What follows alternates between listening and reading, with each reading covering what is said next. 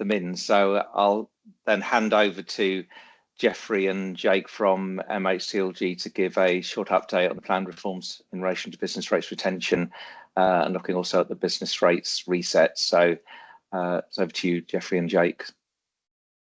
Thanks, Martin, and good morning, everyone. Hope you've all had good weekends. I'm Jake Round. I work in the Local Government Finance Directorate at MHCLG. So as Martin said, we're going to give you an update on plans for delivery of the business rates reset within the wider funding reform. I'm going to start off by running through some of the coverage of the reset in the consultation. Geoffrey's going to run through some of the technical considerations, and then I'll go through some of the engagement we've got planned over the next year or so. So hopefully most of you will have seen or be aware of the local authority funding reform objectives and principles consultation published in December. It's set to run until the 13th of February. So the consultation sets out that one of the key objectives of funding reform is ensuring funding is targeted where it's needed most on the basis of a new and up-to-date assessment of relative needs and resources. So delivering a business rates reset in 26-27 is a key lever within this reform to help target funding where it's needed most. The consultation sets out that the reset will recalculate business rates baselines or available business rates alongside a new assessment of funding need. As set out in the LGF policy statement in December last year, and then again in the reset, we intend to deliver a full reset with all growth in scope for redistribution, and we'll continue to reward local authorities for new business rates growth. So as you'll all be aware, since the business rate retention system was introduced, it hasn't been reset. So the reset we're intending to restore the original intent of business rate retention, ensuring it's a responsive and up-to-date funding stream and continuing to reward authorities for new business rates growth. The consultation acknowledges concerns around cliff edges and notes that government will consider affording transitional protection in the aggregate with wider funding reform. The consultation also sets out an intention to deliver periodic resets in future to prevent issues that have occurred to date reoccurring and ensure that the funding stream is up to date and responsive. So government will need to work with you and the rest of the sector to try and find the right balance between rewarding growth, stability, and ensuring the funding stream is responsive and up to date. The consultation also sets out that government will take decision on handling of regional enhanced rates retention arrangements, such as 100% BRR. You may have seen in the English devolution white paper published in December that MCA, mayoral combined authorities, or mayoral strategic authorities, as they'll now be known, are a key part of the government's agenda. And the white paper, and then again the consultation sets out a commitment for government to consider a new business rates retention offer that will help mayors support and drive local growth. And then finally, the consultation sets out that growth from designated areas such as free ports, enterprise zones, investment zones will be exempt from redistribution in line with current policy and legislation. So now I'm going to pass over to Geoffrey, who's going to talk through some of the technical considerations around the reset. Thanks, Jake. And morning, everyone. So I work very closely with Jake in the local government finance directorate in MHCLG. My role specifically for these purposes is my team runs a business rates retention system. So a lot of you will have engagement with my team in terms of submitting NNDR forms each year and those kind of things. So we thought it'd be helpful to go a bit further than what's in the consultation that Jake set out and talk about some of the technical work that we're doing to make sure that we're in a position to be able to deliver a reset for 26-27. So as Jake set out, the delivery of the reset will see new business rates baselines and new baseline funding levels calculated for all local authorities across England. And that in turn will mean that each local authority is assigned a new top-up or tariff. So these new figures will be in effect from the 26-27 settlement. So we will need everything in place and calculated, published for the provisional settlement of that year, which will launch in December, just like the 25-26 settlement has just launched, which is live. So you can kind of see that we don't have lots and lots of time to be able to undertake this exercise. Got about basically just under a year to do this work. The concept of resetting BRR figures shouldn't be new to local authorities. It was announced as being a part of the framework of the business rates retention system when it was originally designed, and there's previously been work done to consider with the sector how to deliver a reset in previous years. However, that work never actually came to fruition and was implemented. So this is the first reset to be implemented within the business rates retention system.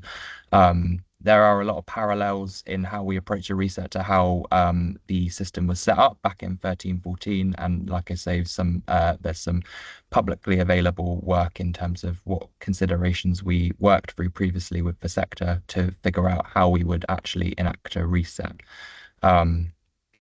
Proposals to develop new figures kind of in the past reflected circumstances at the time.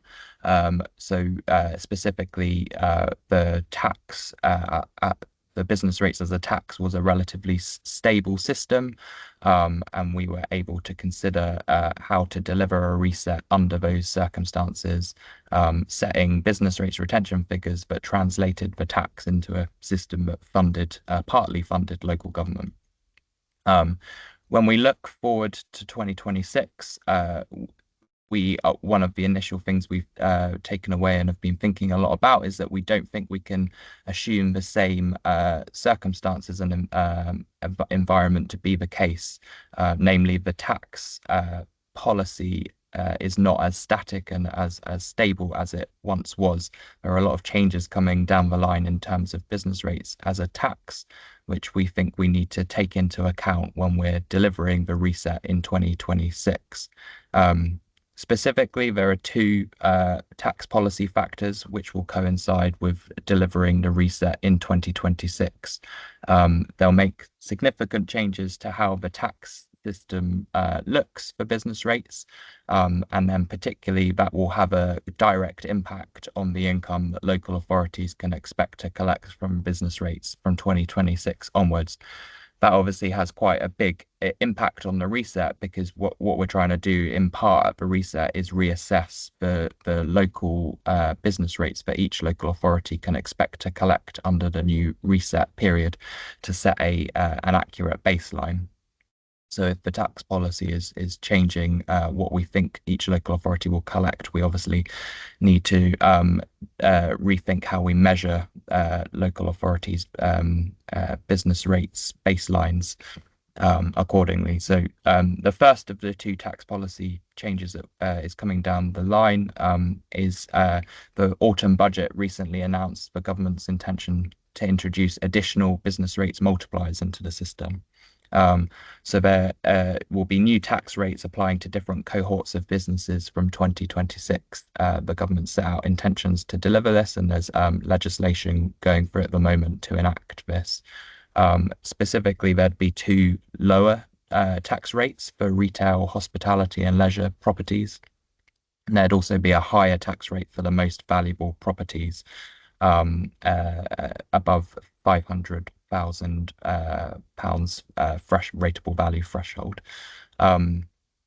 Secondly, in addition to that kind of additional tax rates being introduced into the system, we also expect there to be a revaluation of business rates to be implemented in 2026. So again, this will change the income that each local authority can expect to collect from businesses who would have their businesses who will have their bills changed from 1st of April 2026.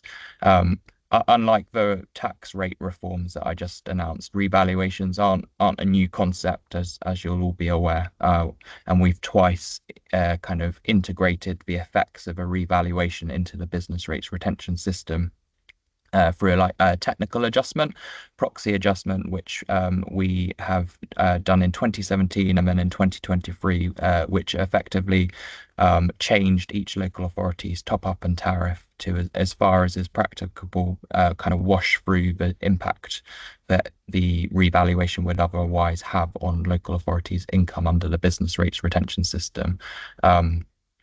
Now, obviously, this will be the first time that we're delivering a reset and a reval in parallel together, and that does change our thinking somewhat. We won't just be delivering a technical adjustment to integrate the reval into the business rates retention system. Instead, we'll be looking at how delivery of the reset can also incorporate the effects of the revaluation, if that makes sense. So it's a slightly different question, a much wider question we're asking ourselves, rather than the one we have asked ourselves in 2017 and 2023.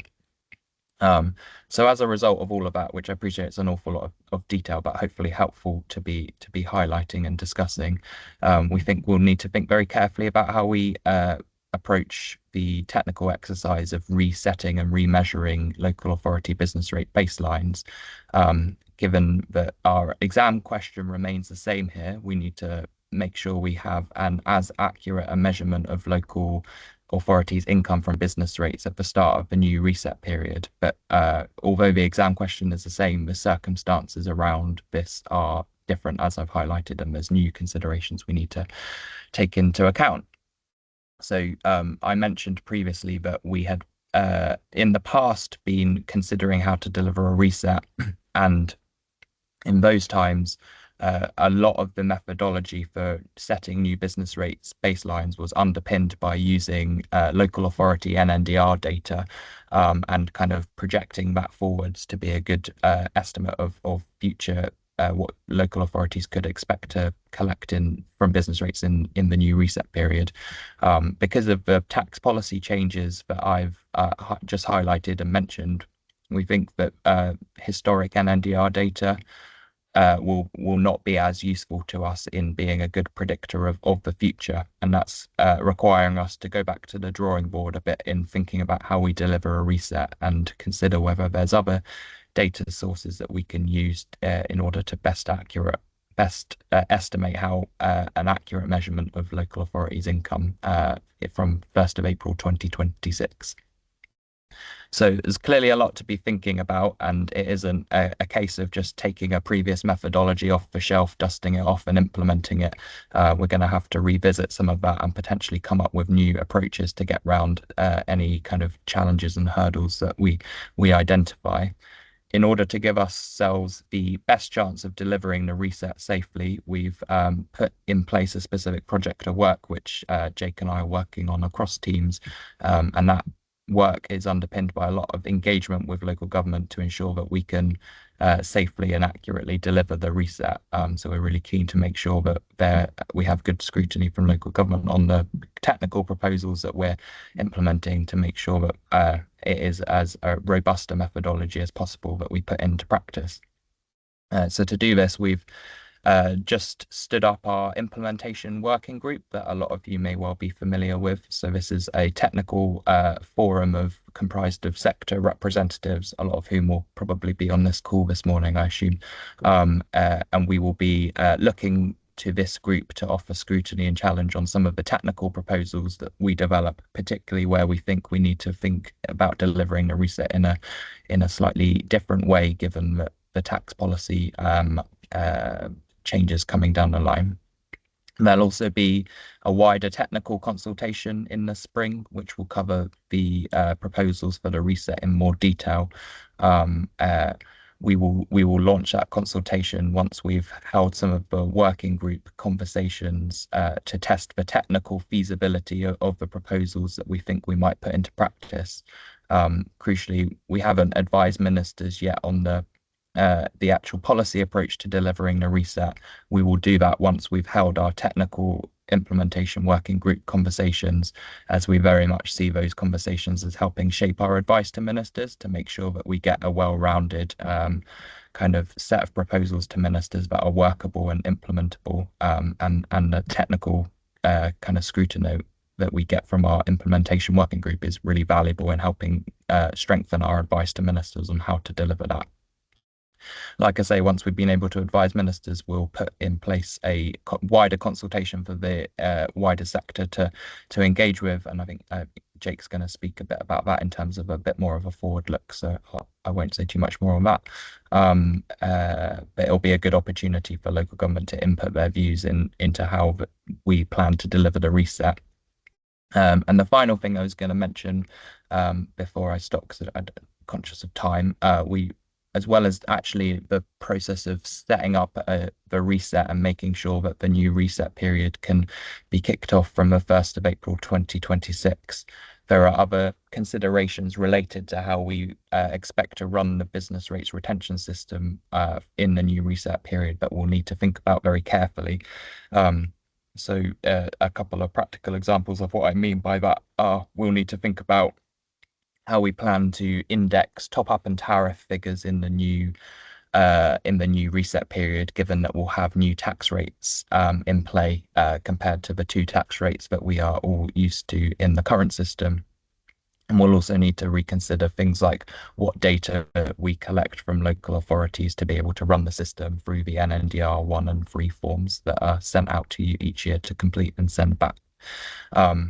And as well as those things, we'll also need to be thinking about whether or not, depending on what methodology choices we land on for enacting and setting the reset, we'll need to think about whether other parts of the business rates retention system might need to be tweaked in order to work in the way that we expect them to work. So, for example, I'm talking about things like the levy and the safety net mechanisms in the system there. I will stop there and just quickly pass back to Jake, if that's okay, to take us on to what the forward look for the engagement looks like on all of this. Thank you, Jeffrey. Yes, so going to quickly run through some of the engagement that we've got planned over the next year or so. So we've got the Local Government Funding Reform Strategic Group, which is going to meet monthly to cover issues around changes to the funding system. I believe we've shared a forward look with suggested themes for the next few months. This will be attended by people from across the sector, LGA, sector bodies, Section 151 officers and other experts. We've got the Leaders Council, which is going to meet quarterly to discuss key strategic issues and questions. As we've covered, the objectives and principles consultation is currently live, covering the reset as discussed, and a broader spectrum of issues across the funding reform agenda. As Jeffrey mentioned, we're going to consult on proposals for the technical handling of the reset in the spring, building on the progress of the working groups which are going to take place over the next few weeks. As set out in the principles and objectives consultation, following phase 2 of the spending review, we're going to consult for a second time, setting out more detailed funding reform proposals to seek views on. And then finally, the provisional local government finance settlement later in 2025. So thanks for having us along. I will stop sharing and happy to take any questions.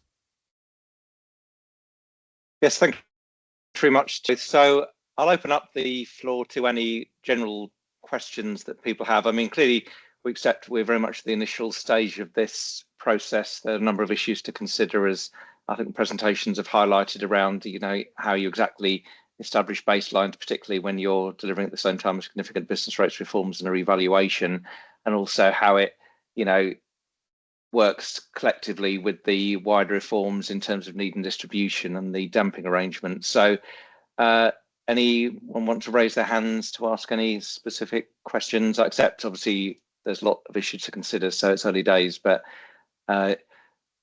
Joanne, so if you can let Joanne in, Olivia, so she can ask a question. Hi, morning. Morning. Morning. It's just been asked in the chat as well. My question's on renewable energy. Is that going to be in scope, or will that be protected like the designated areas income? Yeah, that's a really good question, Joanne. Yeah, so we primarily focus, I think we name checked the designated areas in that presentation because there's been quite a lot of active policy announcements on those, but we'll have to consider the renewables disregard as well, and that was on our list as well as something to consider in how we factor into the reset. So we'll be considering disregards more widely as rather than just designated areas, which is what I think we had on the slide there. So we'll kind of have that as part of our considerations as well, making sure that the longer term policy of the renewables is kind of reflected appropriately and the reset doesn't cut across that. Okay, thank you. Any other questions? Firstly, James, we'll just call you in.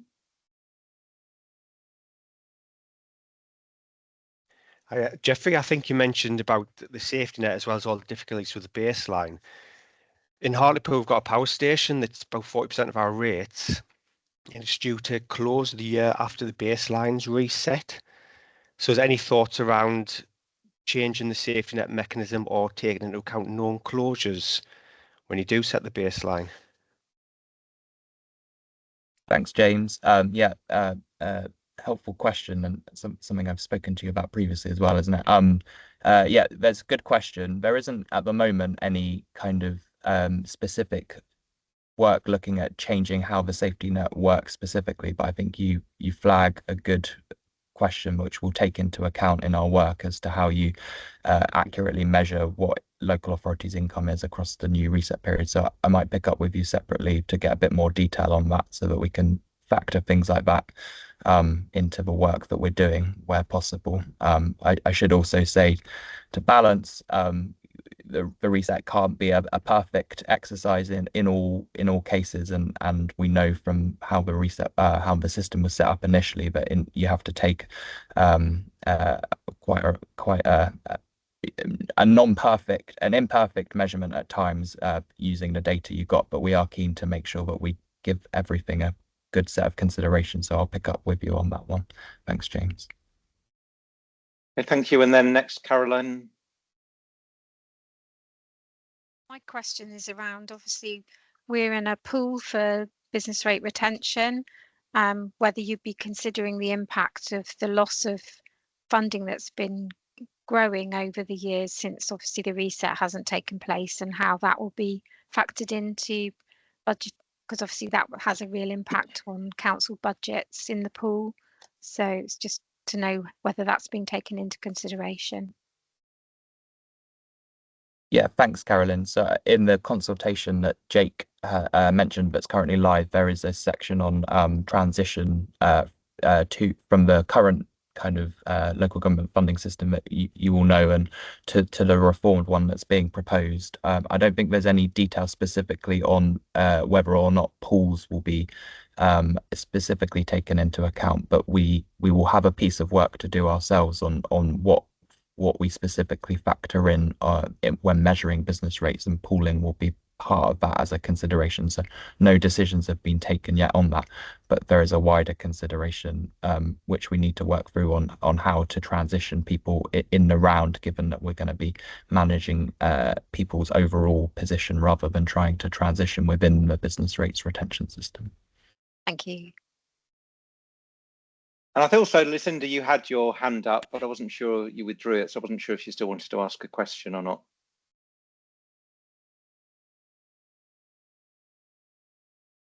No, so I'll move on to. No, I'm okay. Sorry. Can we move on? Okay, fine. So I'll move on to Adrian because he's got his hand up. Hi, Jeffrey. The question was about tier splits and whether are they going to be part of the review? Will you be looking at them, or does it not go much beyond looking at, say, the role that strategic authorities might have in the system, or can district councils, for instance, be quite confident they'll still have a 40% share? Yeah, thanks, Adrian. Yeah, like you say, at the moment, the only consideration in terms of different classes and structures of authority is on the strategic authority. I don't think there's any work that will come down the line on revisiting tier splits specifically, that will form part of advice we put to ministers before doing the technical consultation in the spring. So no decisions taken on that yet, but that will be something that's kind of looked at in that spring consultation that Jake mentioned. Great, thanks, Jeffrey. Yeah, clearly, Adrian, on that point, given local government reorganisation in two areas, I mean, that will obviously have to evolve during the life of a reset period. And I suppose there's no indication at this stage, Jeffrey, around how long reset periods will be. Obviously, we had a reset now. We haven't had a reset since the system started 11, 12 years ago. But is there any sort of plan around, is it going to be fixed resets, you keep a growth, or is it going to be, which was looked at previously, rolling resets where, you keep a portion of the growth, similar to what we've done for New Homes Bonus, growth drops in, growth is added, or is that sort of a part of the consideration as well? Yeah, thanks, Martin.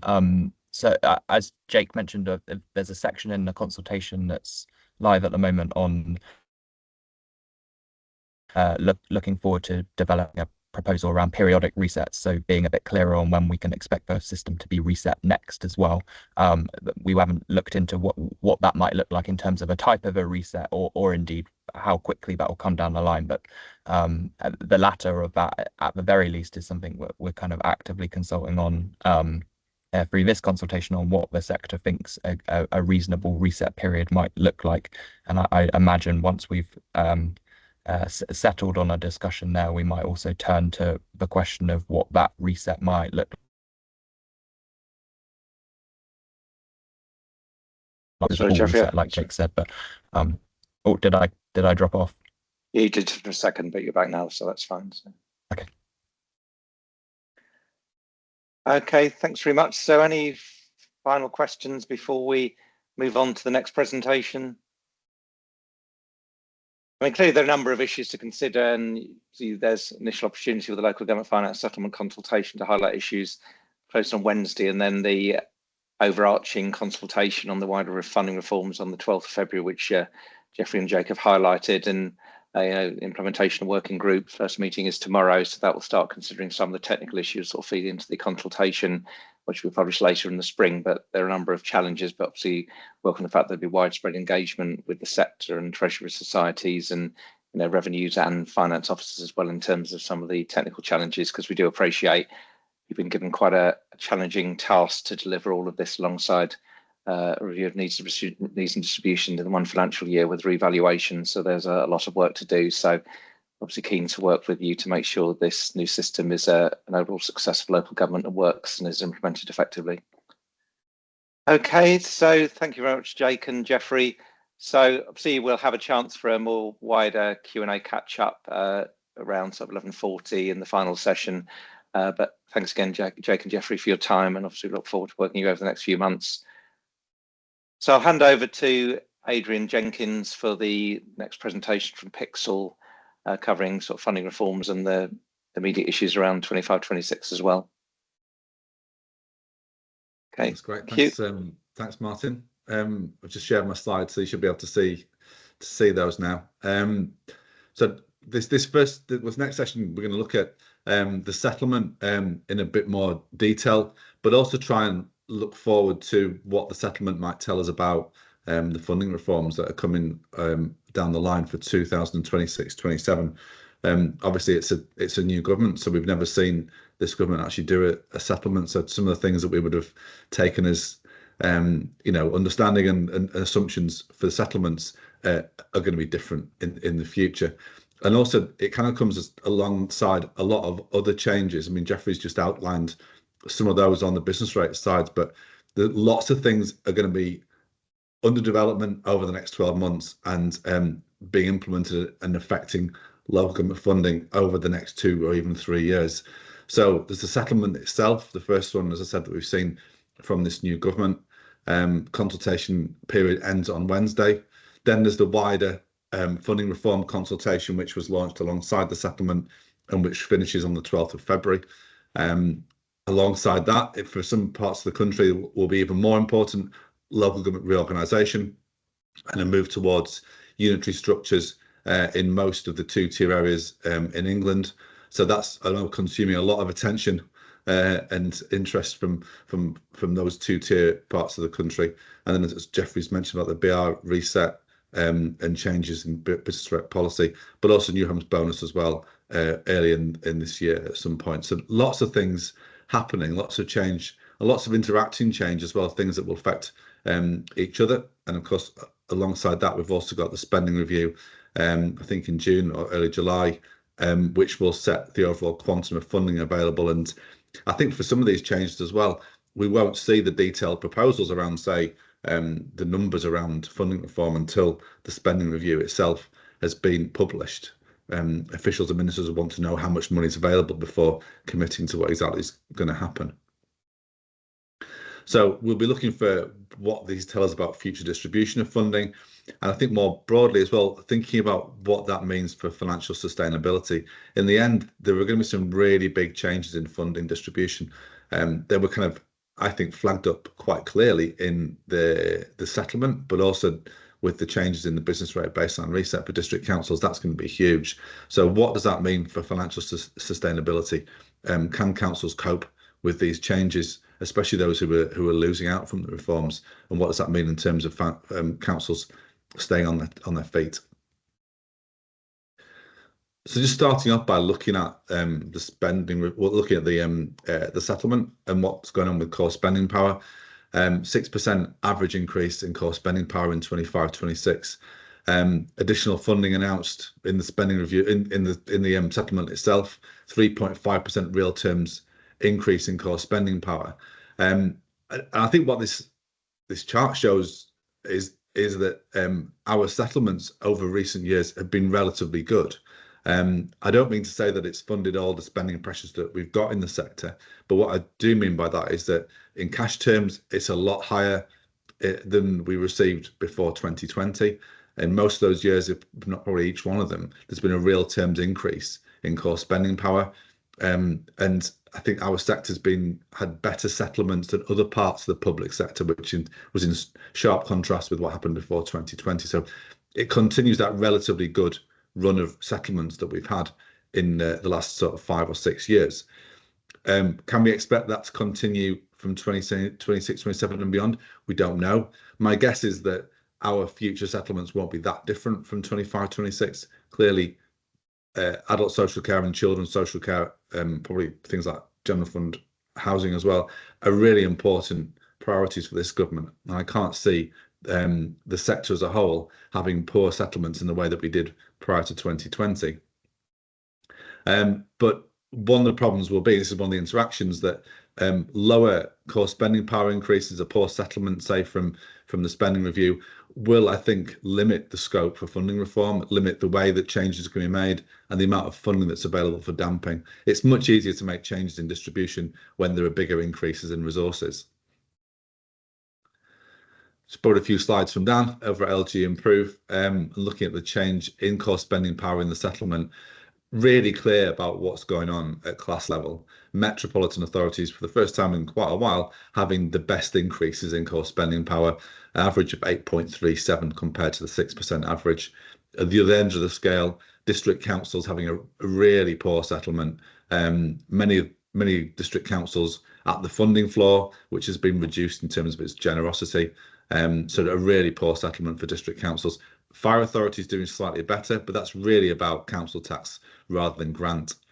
And then other upper tier authorities, unitaries, counties, London's been more or less broadly at the average. But what we did see within that is that many of the most rural authorities doing really badly, losing rural services delivery grant in particular, and the services grant too being redistributed within the settlement.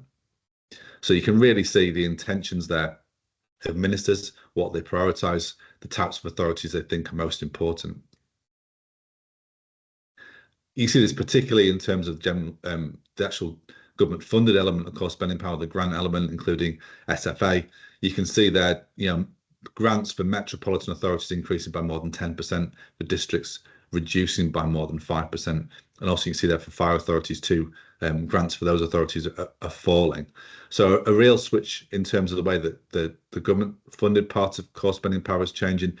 But what that also tells us is that ministers are really prepared to offset the impact of increased council tax income, to do council tax equalisation, and to do that right the way through the settlement. Really important factor for this settlement, and it'll be a really important factor for the funding reforms in 26-27 as well.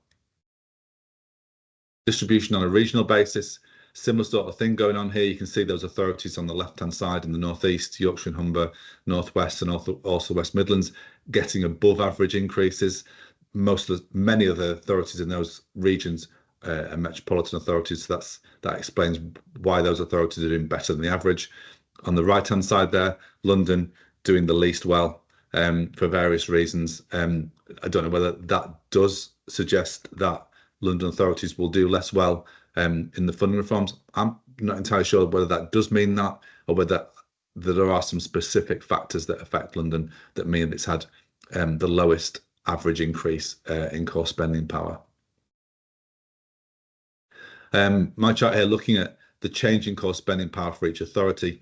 It's a really very stark chart here. I think on the right hand side there you can see many or most shire district councils received no increase in core spending power, and even those that received something received only a very small amount. So you can see it really is a settlement of two halves when it comes to core spending power. Shire districts doing by far the worst. On the far left hand side you can see the largest increases in core spending power for Mets, high need unitaries, outer London boroughs in particular, those with basically with higher levels of deprivation and smaller tax bases. Shire counties and other lower need authorities are kind of bunched there in the middle. And then on the right hand side of that, some smaller authorities, or some authorities with high levels of tax base, like Surrey County Council, for instance, or Buckinghamshire, and places that have got high levels of sparsity and were reliant on grants like Rural Services Delivery Grant. So starting to look at some of the specific grants that came out and really drove the distributional change within the settlement. The first of these is the recovery grant. I think this is really symbolic of what this government is about, what it prioritises and how it wants to distribute funding. So £600 million in 25-26, over half of it going to metropolitan authorities. Jim McMahon, the local government minister, said the purpose of the grant is to get councils back on their feet, although the councils that it's going to are very specific. There are plenty of councils that need to get back on their feet that didn't get anything at all. So it's very much driven towards certain types of council. I guess you could argue that the funding has gone to those councils who had the largest cuts in funding since 2010-11 rather. That's true. And also you may say it's also about anticipating the way the changes in funding will happen in 26-27. I imagine that's also true as well. Of course, the minister didn't say either of those two things. They're probably reasonable justifications for the way they're allocating funding through the recovery grant. But I think I'm imagining he didn't want to get too far ahead of the funding reforms which will be developed over the next 9 or 10 months. But the grant did distribute some really large cash amounts for places like Birmingham, 39 million, Leeds, Liverpool, Manchester, places with high levels of deprivation and relatively small tax bases. And I know when we were trying to model what the recovery grant would look like in advance of the settlement and trying to follow what was in the guidance, we came out with some pretty large amounts as well, and we're quite nervous about putting them in our modelling. But that they were the kinds of numbers that we actually got from the settlement as well. So they really were pushing large amounts of cash towards, you know, high need, high deprivation, low tax base authorities. And even with these large amounts, these are capped amounts, capped at 3% of core spending power.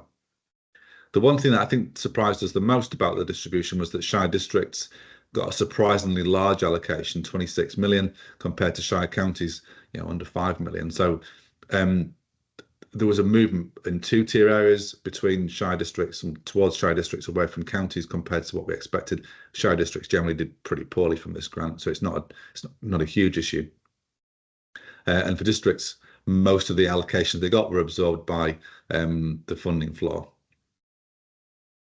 The grant methodology itself is interesting. It's effectively a simple equalisation model. It's comparison of, or compares an authority's share of the funding of the needs of deprivation and compares that with their share of tax base. If your share of needs was higher than your share of the national tax base, you got funding. If they were lower, you got nothing. It's effective at getting lots of funding towards the most deprived authorities. But I think as a result, there are some shortcomings in the methodology, which I think are worth drawing out.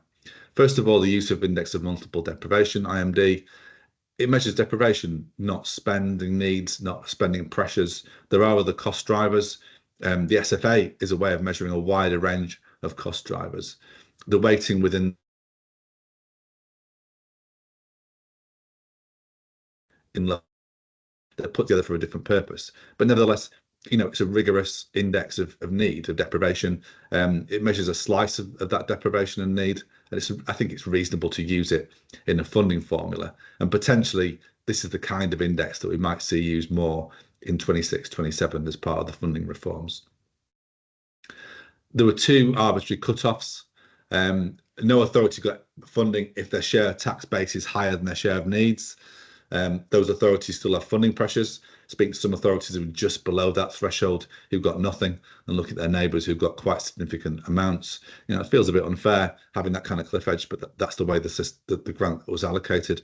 And then having the 3% cap, that's only necessary because I think the formula itself generates quite excessive allocations, and clearly allocations that ministers weren't prepared to live with, which suggests that the underlying formula was fairly poor and a bit rough and ready. Tier splits in two-tier areas. I mentioned the methodology here shifted money towards shire districts rather than shire counties. You could argue about whether there should have been a common tier split for needs and resources, but there we are. That's how the grant was allocated. But I think it does tell you about how ministers will view the reforms over the next 12 months. They want to get money towards more deprived areas and are prepared to use indexes like the IMD to do that. Adult social care continues to be an important part of an important priority for ministers about where they want to get the money towards. You see the chart on the right, and it continues policy from previous governments. There's been a big increase in funding for adult social care over the last, well, nearly 10 years now, not quite that, but 8 or 9 years. Big increases in tax from council tax, bigger increases even in funding for social care. So major priority for this government, as it was for previous governments as well. A new grant for children's social care was announced in the autumn budget, 250 million, which will be increased to 283 million in the final settlement. I mean, I think it's interesting in itself because the previous governments didn't distribute any of the additional funding that was available for social care to children's social care. It all went through the adult social care formula using adult RNF. So having a separate formula and a separate allocation for children's is interesting, and it also clearly has a different distribution. It tends to go more towards metropolitan authorities rather than towards shire counties. So it sort of underpins as well, it emphasises that movement towards more deprived authorities and more metropolitan authorities. It used, or it builds on, I think the phrase was, the formula that was developed, I think, before the pandemic by DfE, with work ably undertaken by colleagues at LG Futures. But we don't know how much that work was used, how much it was just built on, how much was about discretion. And the way that the formula was presented in the settlement, it was really difficult to work out. I think probably impossible, to be fair, to actually recreate that formula to work out exactly what was going on. And because it was mixed with an element of equalisation as well, I think it was impossible even to work out what the underlying distribution is.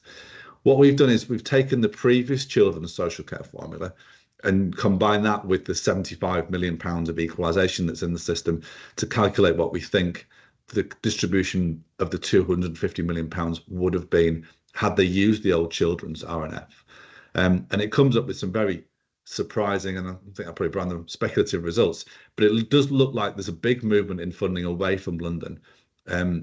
I calculated that London boroughs would have got about 45-48% less on average from the new formula than they would have done had the old formula been used. And it looks like Met authorities are getting probably, an average of 24% higher. Shire counties and county unitaries doing slightly better than average as well. So it looks like underlying what's going on there, some really big movements in funding away from London towards Mets in particular, but also towards counties, which is a big risk for London, I think. I don't want to put too much weight on these because we don't know what the new formula looks like. We don't know how they're going to develop it further. And clearly, if they've been quite confident about the formula, I think they'd have given us more information about it.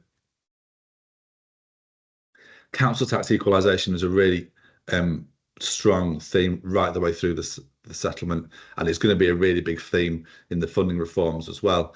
So the three specific grants that were where more money was put through in 25-26 had an element of equalisation in them. Recovery grant was essentially an equalisation model. Social care grant, £240 million of equalisation of the precept. Children's social care prevention grant, 1% of council tax increase was deducted within the 75 million. So wherever possible, ministers have used and applied equalisation. And this will be the most important factor in terms of distribution, certainly for upper tier authorities in the reforms in 26-27. Our estimate was that if the government decided to equalise only 85% of council tax in 26-27, that will result in a reduction in resources in county council network areas of over £1 billion, and an increase in funding for SGOMA authorities of about 855 million. So some really big movements within the country, if that's what ministers really want to go for. And I'm assuming, based on the settlement, it's an important factor for them. In the consultation paper, they're still asking for views about partial and full equalisation. So I don't think full equalisation is a done deal. I think that would be a really big change in distribution. But I think 80 kind of benchmark to be working from. Other elements in the settlement, RSDG for rural authorities, this will be the big thing, and it will have meant that you got way below average increases in core spending power in 25-26, cutting that grant by 110 million. We were expecting that to have gone anyway in 26-27, so for it to go a year early, was quite a surprise, I think. NHB, one final year, it staggers on for another year. I'm guessing that this is now the final year. Services grant was abolished, which I think was another move towards directing resources towards high need, high deprivation authorities. The island premium continues for both the Isle of Wight and the Isles of Scilly, which is really useful for those authorities. Levy account, the third successive year at 100 million. We're assuming the same distribution and the same values, the same distribution, and they will be confirmed in the final settlement. And then I imagine there'll be at least one more year of a distribution from the levy account at around that kind of level. Just quickly on employers' national insurance contributions, funding was announced, but the allocations weren't. We've done some modelling in our model, which if you want to have a look at that, just using net current expenditure to distribute the funding. But it was unfortunate in the way that the explanatory note was drafted. It wasn't entirely clear how that methodology will be applied. Clearly, we know it's net current expenditure. We know the source, it's the 23-24 RO form. But it wasn't entirely clear whether we had to deduct all police and education services expenditure from every authority, or just to exclude police and education services organisations, i.e. schools, from that. So it wasn't entirely clear exactly how that funding should be distributed. For upper tier authorities, it didn't seem to make much difference, but for shire districts and for fire authorities, it does. The more you exclude, the more it moves money towards shire districts and fire authorities. So it is important. We would like to get some clarity from officials about exactly how that is going to be calculated. Extended producer responsibility allocations were made alongside the provisional settlement. These were guaranteed amounts with actual income levels flowing through from 26, 27 onwards, which could be quite different. But clearly, the purpose of what DEFRA was doing was to produce a formula that, as closely as possible, reflects the future level of income that councils will get from this this new income stream. It's good news that those allocations were published for all authorities now. So using that link, you can see how your neighbours and other authorities, what they got as well. So you can start to get some idea about what the relative distribution looks like. We haven't had a chance to look at that in much detail yet, but we will do when we get a chance, just to see what the kind of patterns are and how the income is like to be distributed across the country. Just finally moving on to looking at the funding reforms in a little bit, well, not too much detail, but just kind of looking what they mean. It's clearly a key priority for government to get this done. So after years of false starts, it really does look like what's going, that reforms will be put in place. Everyone would agree that lots of it is very old and really does need to be redistributed in the comprehensive way. So in terms of direction of travel, a lot of it builds on the 2018 consultation paper, which is the last thing we really saw outlining what ministers at the time wanted to do. So we're still using that as our basis for our modelling for what the funding reforms might look like. And this government's been quite careful to link what it's proposing to those previous proposals to kind of give the impression that there's cross-party support, that it's not a very contentious change, it's more of a technical adjustment. In reality, I think there'll be quite a good degree of departure from what was going on in 2018. I think the basic building blocks will remain the same, but the judgments that ministers make about weightings or about the development and design of those formulas will change quite significantly. And clearly they want to do more around deprivation. Deprivation's name checked quite consistently right the way through. And I think some of the comments that are made about deprivation and justifying more funding going to more deprived authorities are slightly difficult to stand up. I can't see any evidence that Band D is higher in more deprived areas. I'm not sure why they put that in the consultation, but it just underlines that ministers clearly want to move more money towards more deprived areas. Other signals that we can see, are really kind of focused on deprivation at the expense of other cost drivers. Equalisation being used right the way through the settlement, that's going to be a really important factor. There's quite a willingness to use judgment as well, which is inevitable in any funding formula. But I think for those authorities who are expecting to lose, I think they might lose from the funding reforms. I think pushing ministers on minimising the amount of judgment and using as much evidence as possible will help. Also, a lack of transparency. A few really important formulas that were produced to distribute quite significant amounts of money weren't properly published, we didn't know exactly how those formulas work. I mean, the Children's Social Care Grant is a really important one there. We just don't know how that works yet. And I think given the amount of funding that's been distributed through some of these grants, we should have seen more about how the formulas actually work. And rural needs do seem now to have a much lower priority. I think ministers are pretty dug in on the fact that rural authorities, there won't be any favours done to rural authorities in the funding reforms. And that is the end from me. Hand over to any, I think, Martin, there's possibly a little bit of time for questions. Yeah, thanks very much, Adrian. So any questions anyone would like to ask, conscious that you've got to do a response to the settlement in 48 hours or so. So obviously it's your opportunity while Adrian's on the call to ask any questions or any issues you have or concerns, because obviously there are a number of wider issues in relation to settlement, temporary accommodation funding, SEN deficits, we've highlighted the distribution of the recovery grant and exactly how you capture deprivation and whether, the IMD is best measure is currently set out, because obviously there's factors like, deprivation before and after housing costs, which obviously is quite a critical factor in London, the South East, compared to other parts of the country, that, you know, impacts on the numbers. So any questions anyone wants to raise?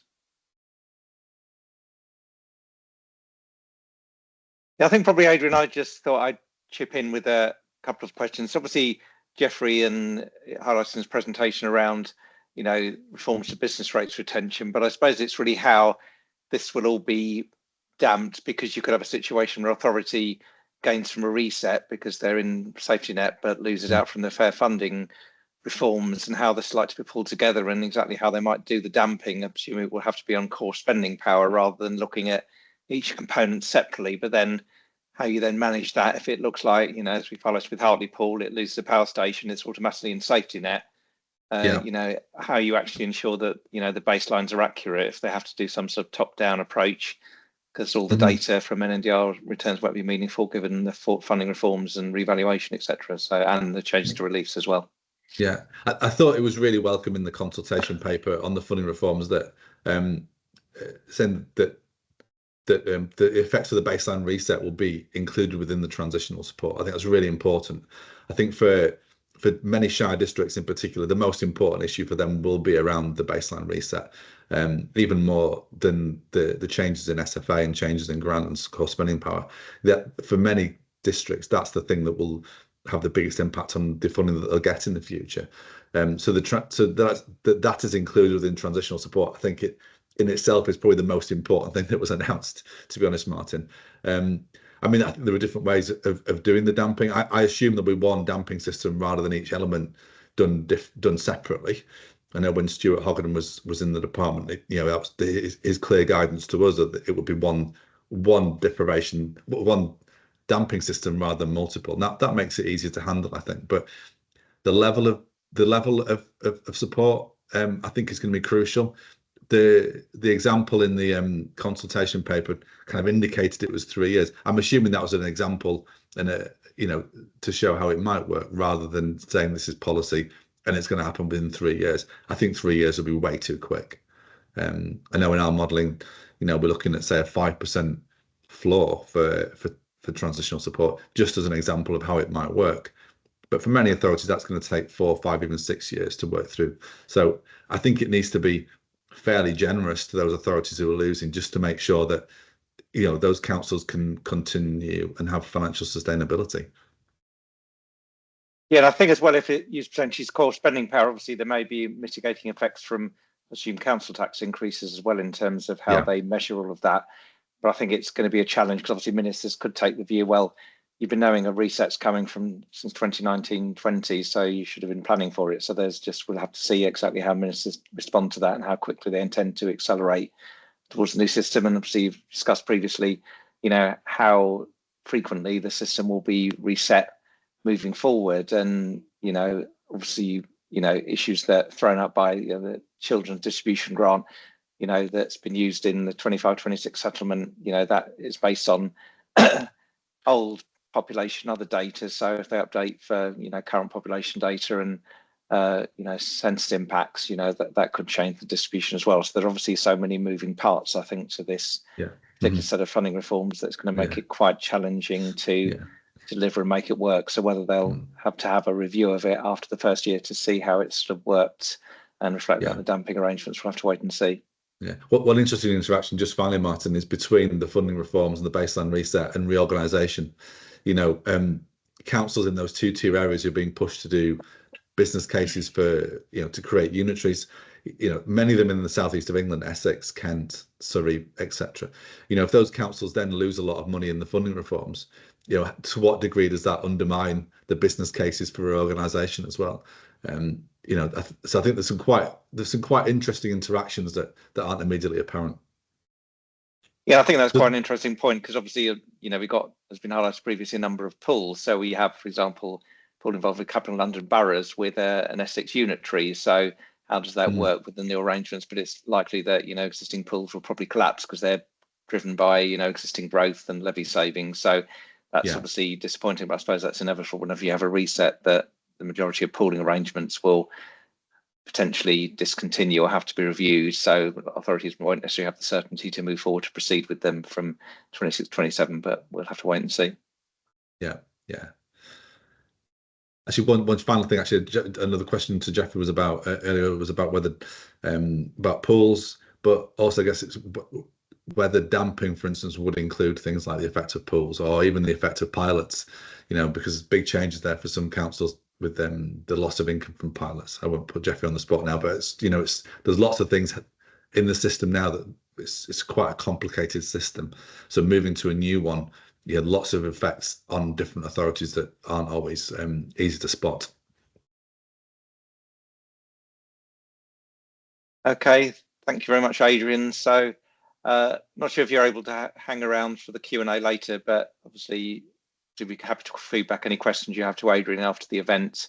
And I think thanks again to Adrian for hosting the event and arranging the recording, which I should have mentioned at the start. So that I hope will be placed on the Pixel website for those of you who are able to join late or couldn't stay for the whole meeting. So we'll send around a link to that once it's available in a couple of days' time.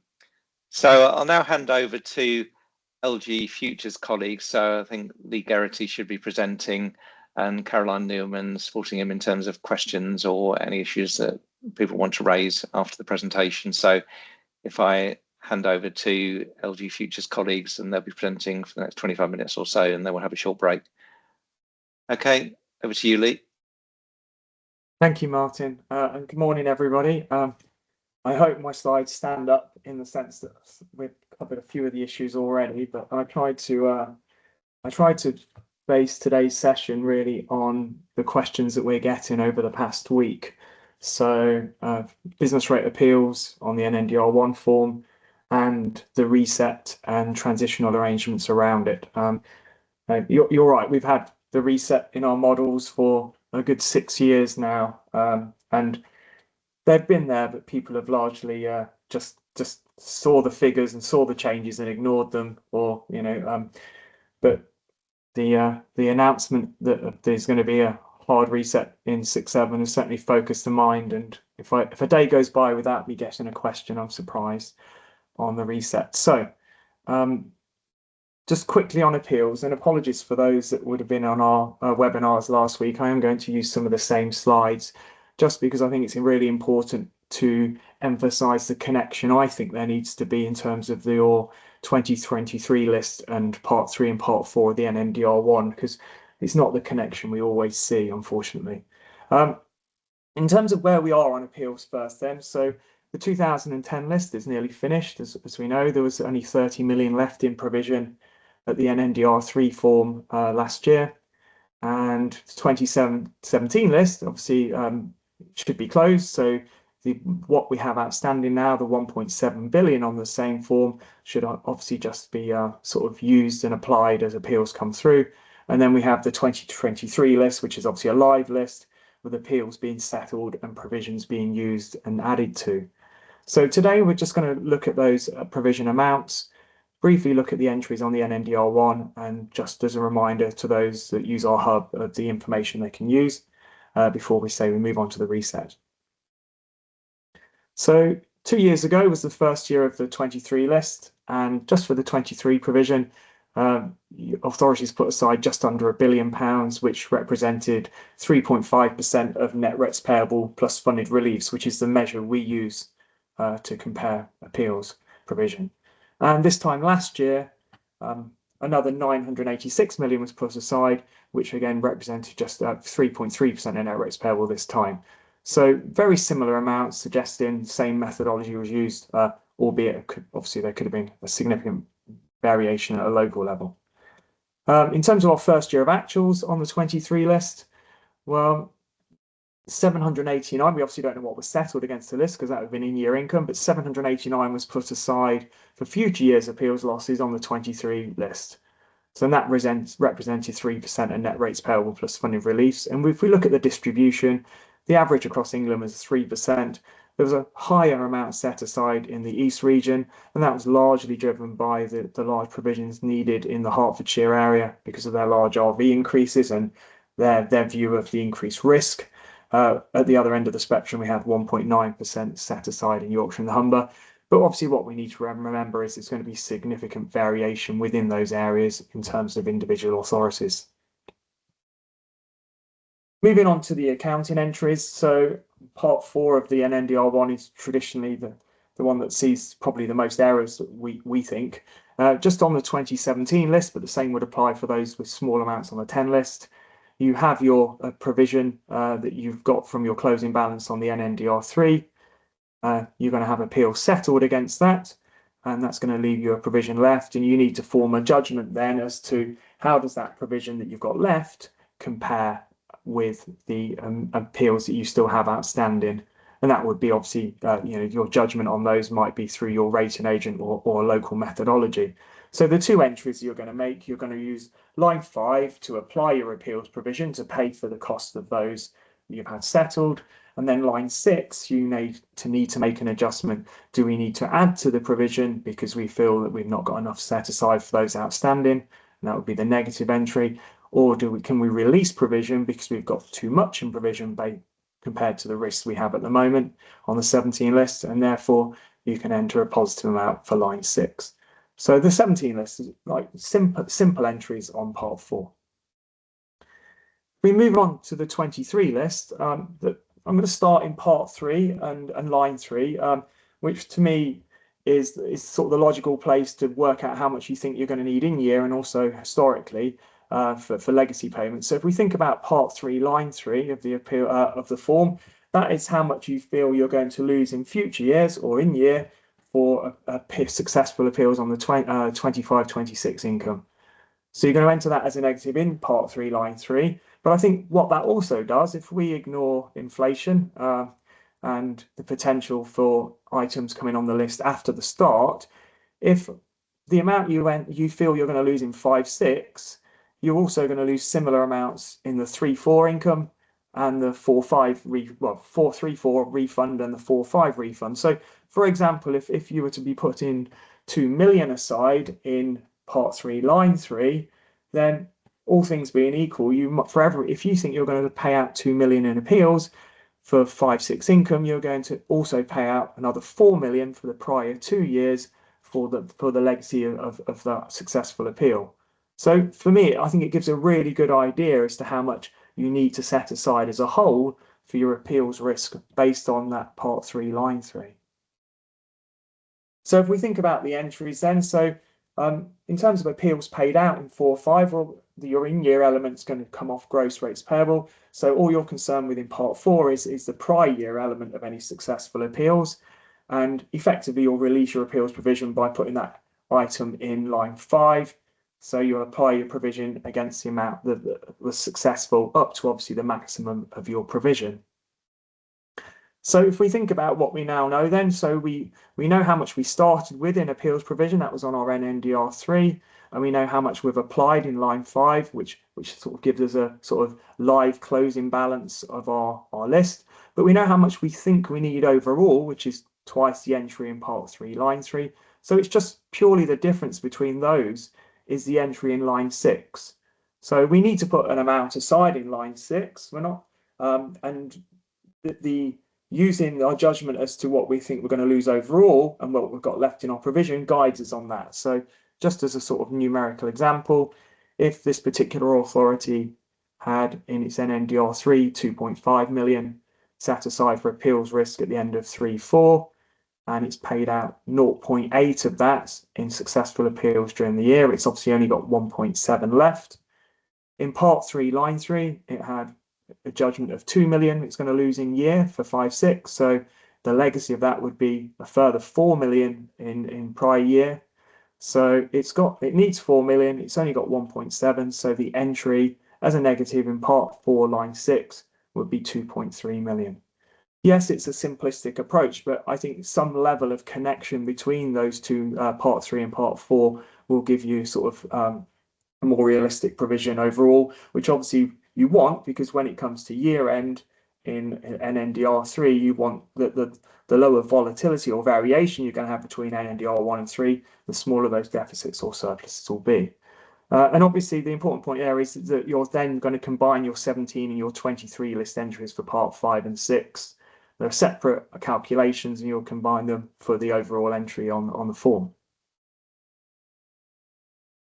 And just a reminder to those that use our hub, we do have information as to what you've put aside, what your comparators have put aside for 3.4 and 4.5 to help guide you potentially for 5.6 and NDR1. And we also have information as to how challenges and checks have been settled for the 17 and the 23 list also. So just some final thoughts on appeals before we move on. The NNDR1 is only an estimate, and potentially half the appeals that are going to come through have only come through so far, so there's still a large amount unknown. But as I say, it's really important, I think, the connection in terms of once you've got your methodology, that it's reflected in the whole form. In terms of gaining resources, you can't gain or lose resources at NNDR1. It's purely a payment to the general fund. But if you are entering or leaving a pool potentially, those are the decisions you might want to make in terms of the NNDR3 form and not the NNDR1. So nothing can be lost or gained at this stage. And another positive, obviously, is hopefully, that the revaluation in 17 was after 7 years of no revaluation, and 23 was after 6. Revaluation 26 goes ahead, it's only after 3 years. So we should see far lower volatility, in RV change, you would hope, between 23 and 26, and therefore hopefully fewer appeals, fewer successful appeals also. So that the issue of appeals should hopefully become less and less important going forward. So moving on to the reset. It's finally here. Obviously, it was originally planned for 1920. It's now going to be here for 26-27 with the potential for transition also. The overwhelming fear, I think, for authorities is they're going to lose from the reset. If all the national growth is put into a pot and then redistributed, you would hope the quantum loss by authorities would equal the quantum gain. So not everybody's going to lose. But we need to remember, and I think Adrian and Martin just touched on this just before I came on, about there's two things going on here. There's the reset and there's the funding review. And they're totally separate, independent changes to your funding determination, at least at the first instance. So you could gain from the reset and the funding review, or gain from one and lose from the other, or unfortunately lose from both. In terms of gaining from the reset, you might gain because at the moment you're below average growth, and so what you put into the pot, your growth that you're going to lose, is not as much as you get back out of it. And you also could be lucky in terms of your NNDR baseline, or unlucky obviously as well, in terms of the data used, it works out favorably for you. Certainly when the system was established back in 13-14, there are some authorities that have gained every year since from the baseline, and similarly some have lost every year since. You would hope there's more sophisticated techniques now. No pressure on Jeffrey obviously, but there's 10, 11, and 11, 12 data was just cash data on business rates, but now we have far more sophisticated and more information on business rates to set a more robust baseline, you would hope. So some questions about the reset. I know we've covered some of these already, but a key one will be what data will be used. So will it be historic, so that it's growth up to the end of 2026 used, and therefore if you do have growth in 26-27, you get to keep it? Will it be more than 1 year's data or a single year? Or will it just be 26-27 actuals eventually, very much like revaluation 23, where obviously changes were made after the fact, as it were, in order to adjust to make revaluation 23 more accurate. So it could be that 26-27 growth also lost at that point potentially. So will there be a reverse of accounting entries, so bad debt and appeals provision, like there has been at revaluation?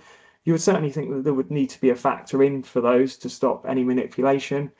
And will there be an adjustment for outstanding appeals like there was at revaluation 23 also?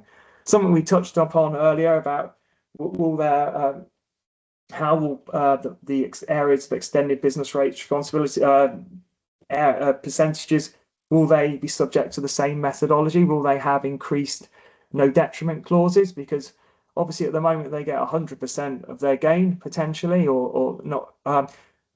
But if there's a reset, they'll also get 100% of any losses if the new NNDR baseline is not as favourable. We touched on splits already. I guess, in terms of the levy, I remember the previous paper talked about the potential for changes to the levy system, so it didn't kick in until a certain threshold was reached, but then became higher after that threshold, so that no authority had sort of windfall gains. Whereas at the moment, obviously, the levy applies if you're a tariff authority straight away as soon as you have growth. So something that potentially that could be changed to make it more rewarding, at least for the first £1 million, for example, of growth. And then lastly, something that was asked also about, could pooling survive? And I think it depends really. Pooling could survive in the short term if transition is still allowed or still classified an authority as having growth. So if the baselines are used as the mechanism for transition rather than sort of a funding floor or a cash payment to maintain a certain level, then, if you're many millions above baseline at the moment and the baseline is slowly going to have a trajectory where it moves to its new level, then you'll still qualify for growth. You'll still mean, therefore, you have a levy, and therefore pooling still becomes viable for those areas potentially. So I think that really does depend on the methodology for transition. So in terms of thinking about the reset, I just wanted to think about the mechanics of it, because we talk about it so much in terms of how it's going to be done, but data used. But I just wanted to go right back to the absolute basics briefly, because we're going to talk about it a lot in the next year. So before business rates retention, for those who was lucky enough to work in local government funding then, life was a lot simpler. Effectively, every authority just had a sort of baseline need calculation, a formula grant calculation as was, and they received that allocation through revenue support grant each year. And it was a fixed grant that was announced annually or as part of a multi-year settlement. And those amounts were largely determined by the national control totals, the methodology for determining those, and the data used to drive those formulae. And they were obviously subject to great debates, because that's all we had to argue about at the time. So authorities and their special interest groups would all come down to London to argue about why, for example, the area cost adjustment should be higher or lower within the formula. And those reviews would take at least 2 years to come to fruition each time, given the amount of work involved. So the individual allocations for an authority would take account their relative need, the answers to the formulae, how much they could raise locally, which was what Adrian was talking about in terms of equalisation, and then a measure of damping as well, so that no authority gained or lost too much in a particular individual year. Since 1314, there's obviously been no update, although there's been some recognition of what could be raised locally. I guess if you look at the Spending Review 2015 cuts and sort of the creation, albeit it didn't come to fruition, of negative RSG, but there were certainly cuts to RSG. And then the specific grant allocations that also look at tax base as well. But some authorities, because the old system was sort of frozen in time back at 1314, there was floor and scaling in operation then, and some authorities have benefited every year from that by no changes since. And similarly, because of the way that the floor was financed back in 1314, by scaling those with larger increases, some authorities have lost every year since 1314 also. So I've not named authorities, but here's a chart just to give you a sense of scale. So one particular authority was £60 million under the floor, and it got a floor payment, an RSG pay. Well, effectively, its baseline need was raised by £60 million back in 1314, and that's been locked in ever since. And at the other end of the scale, obviously, we had authorities that lost around 20 million in scaling, and they've never received that either. So, over time, if you think, yes, there has been cuts to funding, so some of these figures would shrink, but there is obviously still material amounts of funding that have never been unwound. Now, whether those amounts will ever be unwound, in the sense that we're going to have new formulae with a new resources block, So arguably, a new data used on population, for example. So it's not going to be that because you lost here on this chart, you're going to lose in the new review, but obviously it does suggest you're at a weaker starting point potentially. So in terms of the basic building blocks of business rates retention, obviously we're all very used to these, but I just want to cover them so we can then build on them for the reset. We have two baselines. We have the baseline need amount, which was taken from that 13-14 allocation, plus the RSG you received on top. And then the NNDR baseline, which I mentioned earlier, was based on the 10-11 and 11-12 business rates actually collected. And that's why we saw such sort of variances straight away in the system, because some authorities were lucky in the sense that they may have paid out, for example, large appeals in those 2 years, and therefore their cash amount collected seemed a lot lower and they got a lower baseline, for example. But for this particular example authority, its baseline need now is at 2.1 million, and that's largely based on that initial figure in 13-14, plus any grants that were rolled in and inflation obviously since. And its NNDR baseline, again, based on the initial measure, plus inflation and a couple of adjustments for revaluation since. And then, of course, the top-up tariff amount is just the net of the baseline need less NNDR baseline. It's not a figure that's separately calculated. And we see how, in terms of the current position of this authority, it has its business rates collected at 22.6, which will become an important figure in a moment. It has the amount that government pay inside the levy calculation, the Section 31 grants for policy changes at 2.2.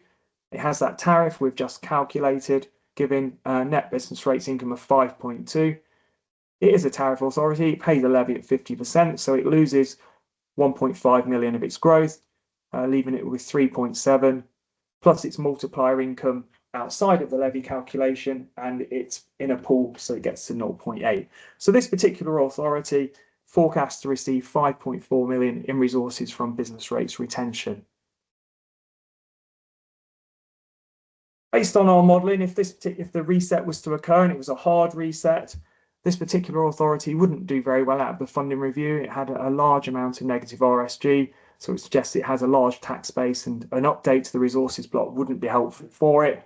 So we modelled an increase in its baseline need from 2.1 to 2.4. So as I talk about two separate things going on there. And then its NNDR baseline, if you remember, it's collecting 22.6. So we're assuming a perfect reset here. So its new NNDR baseline would be 22.6. And therefore, its new tariff amount would simply be the 20.2 net of those. So we see life gets a lot simpler after a reset. We don't need Section 31 grants anymore, because obviously the new NNDR baseline reflects current business rates policy. So business rates income collects 22.6 if we ignore inflation. Its tariff we know now is 20.2, which leaves it at 2.4 million, which is exactly the baseline need figure. Now, I'm sure it's not going to be as simple as that. We need to determine what defined business rates income, but the intention would be that if a hard reset occurred with no transition, this is what this authority particularly might go through based on a suggested baseline need figure. But what about transition? Obviously, the consultation paper raises the prospect of transition. And there's obviously already an element of sort of transition or damping within the funding floor or minimum funding guarantee that we're used to. So the key to designing any transition or damping system is to determine what will it cover. Adrian was talking about it would be holistic potentially and cover the whole of core spending power rather than just business rates retention. Will transition cover both baseline changes? Would baseline need be determined and have its own form of damping, or would transition be holistic and sort of the new trajectory on each of those new amounts an authority would move slowly towards, for example? How will it be financed? Will it be externally financed from another pot? Will it be top sliced? Now, top slice obviously means that everybody pays for transition, even those receiving transition, or would it be scaled so that those that are gaining are paying for those that are losing, at least in the short term? Is there an end point? Well, the sort of consultation suggests that there is and the intention to have an end point rather than just sort of floors and scaling every year. And then obviously the speed of change, the number of years. And as Adrian said, it's far easier to press forward with reforms if winners can win without losers appearing to lose. So, for example, if some are going up by 10 and some are up by 3, that's far easier than in periods where there isn't increased funding and even the winners are seeing reductions, for example. So obviously there's an interesting dynamic and one that's going to be particularly hard to resolve, I think, which is the core spending power, if it is going to be holistic, doesn't currently include business rates growth. So all authorities that when we're trying to model what transition should look like, you would need to potentially build into the base position their growth in order that the transition model would truly reflect their funding between years. Because if not, it's going to appear that everybody's benefited from the reset, at least in the core spending power amounts. So it was highlighted earlier, the consultation paper includes a 3-year trajectory. And obviously Adrian suggested he thinks that's too sharp. I mean, it is going to create, the idea was not to create cliff edges, but such as the funding change for some individual authorities, they're going to have 3 smaller cliffs potentially rather than 1 large. But, a 3-year trajectory does have significant advantages. Obviously the new government are keen to deliver funding change quickly. The recovery grant is a really good illustration of just ignoring half the country and give the money where they want it to get to. And the quicker they have transition, the quicker they can divert resources to where they want. It would also be completed in time for revaluation 2029, which I imagine would be very much welcomed by Jeffrey and his team in terms of complexity. And also, if it was coupled with a multi-year settlement, it might allow, other than inflation, for figures to be published that got you from the current system to your new target funding level over the lifetime of a spending review. So as much as it would create a very painful 3 years, I do think back to that point that was made earlier about you've known it's coming for quite a while and therefore you've had 6 years of continued growth anyway. It might be an argument, but it's certainly a 3-year trajectory does have so many advantages. So just some final thoughts then before I open it up. Obviously, there will be losers and winners from the reset and the funding reform, but just as a reminder, they are independent to each other. So you can gain or lose from each of them, and you can also be lucky or unlucky potentially in the baseline determination. For some authorities, the reset is far more important than the funding review. If you've got baseline need of only 1 or 2 million, and you've got an NNDR baseline in the tens or 20s of million, just proportionally, the changes to one far outweighs changes to the other. So for districts, for example, tend to have large tariff amounts. Whereas at the other end, for large top-up authorities, or those that may have been into a false position because of the scaling and damping back in 13-14, baseline mean changes could be far more significant. So I think, and whilst that might be a guide, every authority needs to understand where its own risks are. But hopefully transition should at least minimize some of those large swings in a single year. Back to you, Martin, I believe. Yes, thanks very much, Lee. So we'll now open it up to any general questions or comments people have. Obviously, anything that Adrian may have picked up previously or that Lee has covered in his presentation, because obviously he does throw up a number of issues, and whatever authority you are, it's going to have significant implications in terms of being a winner or a loser, or a combination of both, depending on how will you do in terms of the separate needs and distribution review. So anyone want to ask any questions? Good opportunity to do so.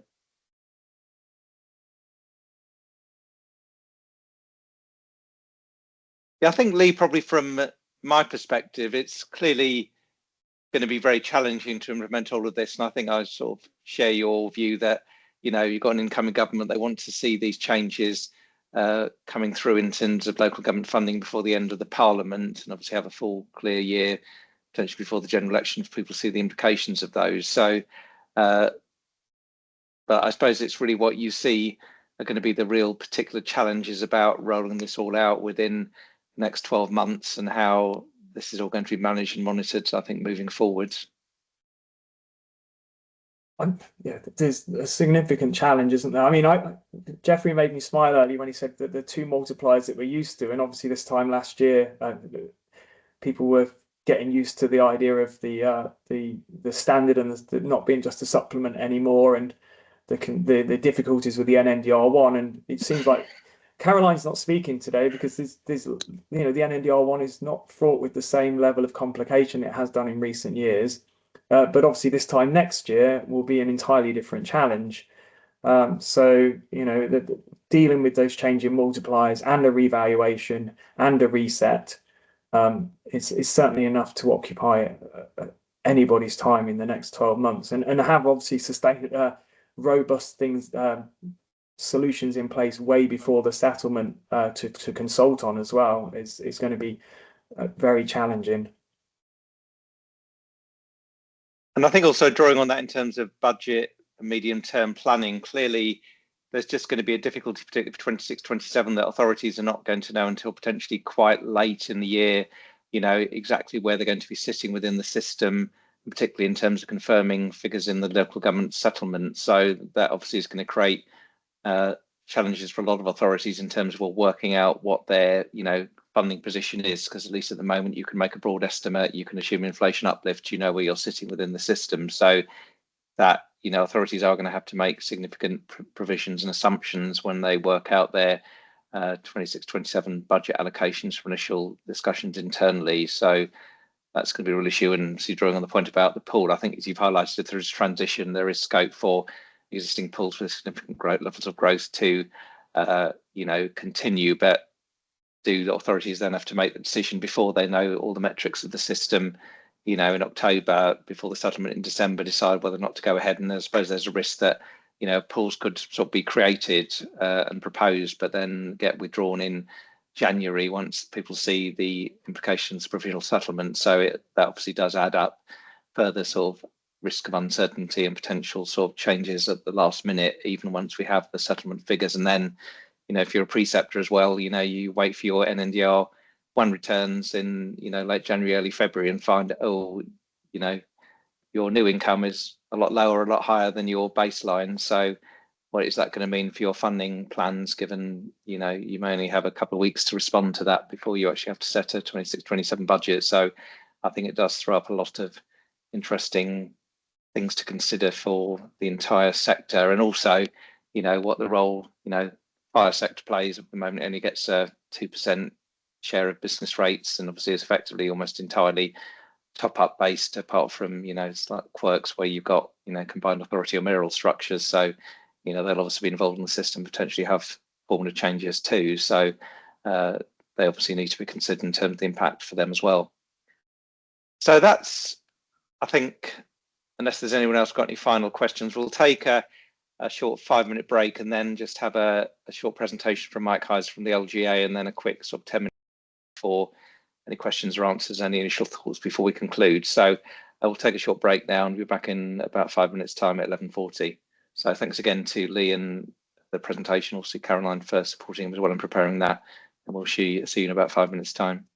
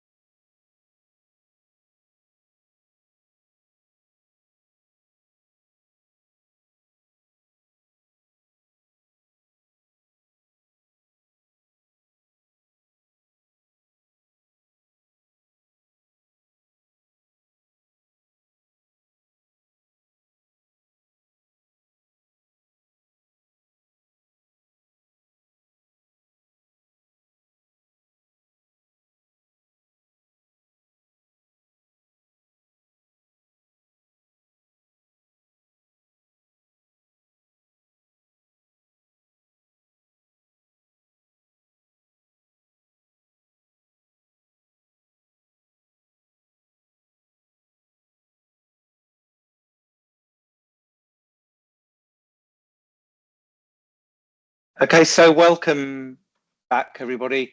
It's good to see we still have nearly 150 people left on the call, so thanks for bearing with us because we've slightly overrun. But I'll now hand over to Mike Heiser from the Local Government Association to give their perspectives on the planned funding reforms and particularly the change to business rates retention, given that they'll be representing the sector collectively to central government as we go through this process. So, not sure if you're able to unmute, Mike, Olivia. Yes, there you go. There you go, Mike. Okay. I've unmuted myself. Okay. I think I sent through a few slides and you've probably got them. So if you could share them, that'd be great.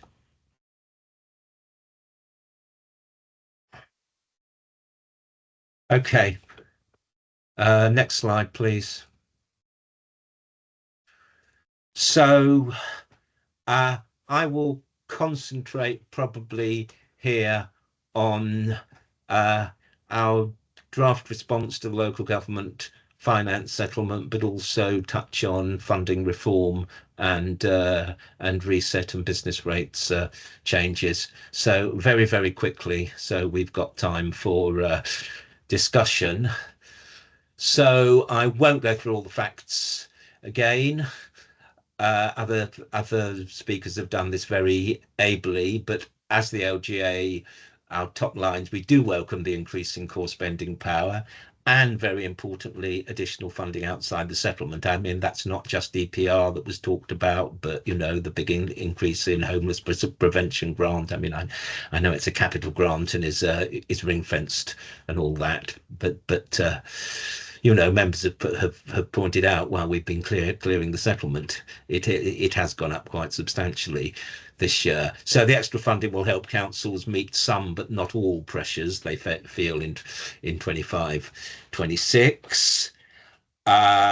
NICS was talked about. The 515 is positive, but it does fall short of the 637 that we estimated, and you know those figures are now pretty widely being used by both ministers and shadow ministers, that it will cost next year. And we're also concerned about indirect costs through commission providers, which will cost councils up to an extra 1.13 billion next year. Although when it was put to the minister at our conference on Wednesday, he said, well, you know, you may well be able to negotiate with providers, so don't assume that the whole amount is going to be passed through. Clearly, as people have said, it's a distributional settlement, so it's a good settlement for some councils. Others are concerned, so we just say that the government needs to consider the views of all council types in their decision to use different methods of allocating some funding, to which, you know, we're talking about the recovery grant and repurposing grants such as the Rural Services Delivery Grant and the Services Grant. And we are ready to work with the government on creating an improved and more sustainable funding system that works for all local government. Next slide, please. So looking sort of a bit more to the future, it is disappointing that the government, I mean, you know, so we now start looking at dogs that didn't bark. It is disappointing that the government has continued on council tax to carry on very much the same system as we had in the past with you know, 3% and then 2% for the social care precept. We don't see council tax as the solution for meeting long-term pressures facing high demands for national services such as adult social care. So whilst we do have referendum limits, shire districts should have the extra flexibility, but again, this isn't a new line. We proposed £10 rather than £5. We do want to see the council tax referendum limits alongside the completion of the fair funding review or its equivalent, well, you know, that this is a line that we've put in for many years, and but now it is going to happen in 26, 27. Just, of course, it's now called the funding review, or more technically a review of needs and resources, but the current government sort of says that the words fair funding review were very much the words that were previously used by the previous government, although they were actually used widely within local government as well. New homes bonus, as people have said, it looks like it might well be the last year of new homes bonus this year, but councils need clarity on the future of NHB. Nobody's talked yet about high internal drainage board levies. £3 million funding continued, but there's a provision that there's a commitment to work on it. And really, those councils, I mean, if you look at there's some of the individual councils' figures concerned, they are eye-watering, and they need commitment by both MHCLG and DEFRA to work on a longer term solution. EPR's been talked about. It's the 25-26 is very much a one-off, and the question will be, firstly, just what sort of income comes through the real scheme rather than the Treasury guarantee for 26-27, and how it gets treated in whether it's inside or outside core spending power. I think MHCLG at our conference last week very much suggested that it is likely to be inside core spending power. Public health was talked about. We have this ridiculous thing where the public health grant gets not announced at the time of the settlement. And then we have to press for it, and then it finally comes out sort of, you know, we're lucky if it comes out at the final settlement.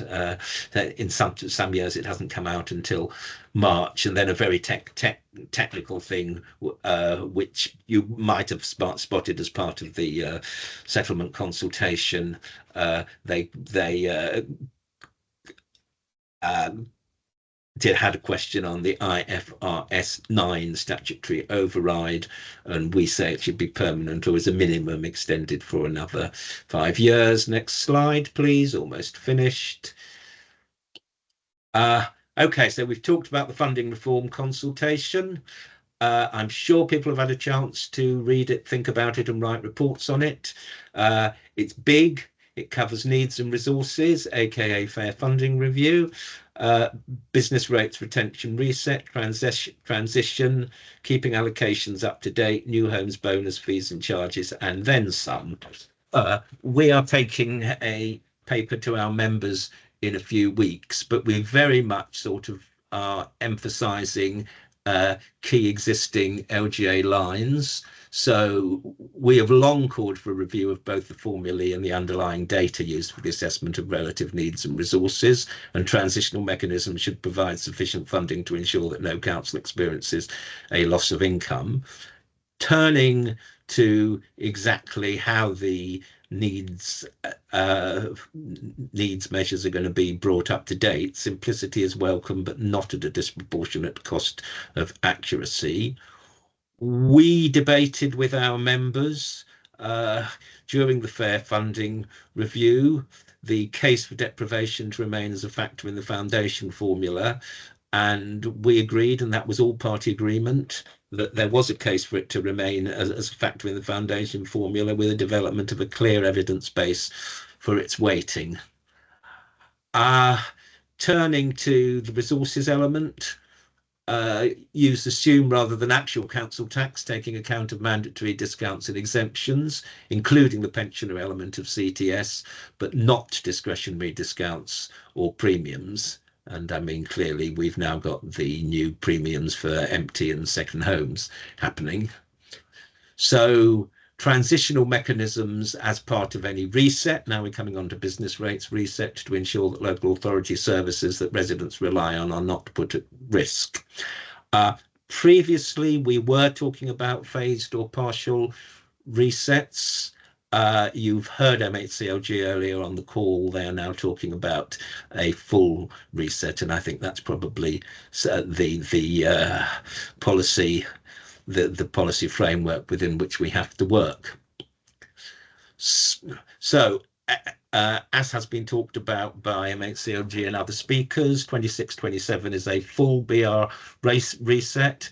I and some people, Martin and other people on the call, I think will be, Chugda certainly will be at the first meeting of the implementation working group, which is tomorrow. So MHCLG have circulated the papers, and there's quite a bit to go through. Obviously, they're not yet, can't yet be shared. Previous IWG papers we have always put on the LGA website. So I think we'll probably press for full transparency of the process and for MHC. And the other thing is that MHCLG a long time ago did work on retention gains, but they have never brought it up to date. Clearly, colleagues such as LGF have done their own work with clients, but I think it's important for, particularly now the reset is going to happen, for this to be in the public domain. So we'll be pressing MHCLG to update their 2018 work on retention gains in order to ensure exactly what we are talking about, and the winners and losers know exactly where they are starting from. So just quickly, moving on to transforming business rates, which maybe people have forgotten about, but came out at the time of the autumn budget. It isn't actually a consultation, it's a discussion document. There are various Treasury-led discussions. If you've expressed your interest, you will be likely to have been invited to one. I went to one in December, and I'm actually going to one on Wednesday as well. And the NNDR bill in Parliament at the moment, the one that sets up the new multipliers for 26-27, and of course also does private school business rates charitable relief. We've already discussed this with members, and again we will point to existing LGA policy in our written response. I mean, we have always pressed for relief. Clearly 26-27 will be a different way of doing retail, leisure and hospitality relief. It will be interesting to know if any other reliefs were subject to new multipliers. And multiply flexibility, well, obviously multiply flexibility to ministers because they're giving themselves it themselves through the bill to become an act, but no multiply flexibility for councils at this stage. That was actually something that came up during the committee stage of the bill in the Commons. It'll be interesting to see how the discussions in the Lords go. The government has said that they will consult on the general anti-avoidance regulation, which we've been pushing them on.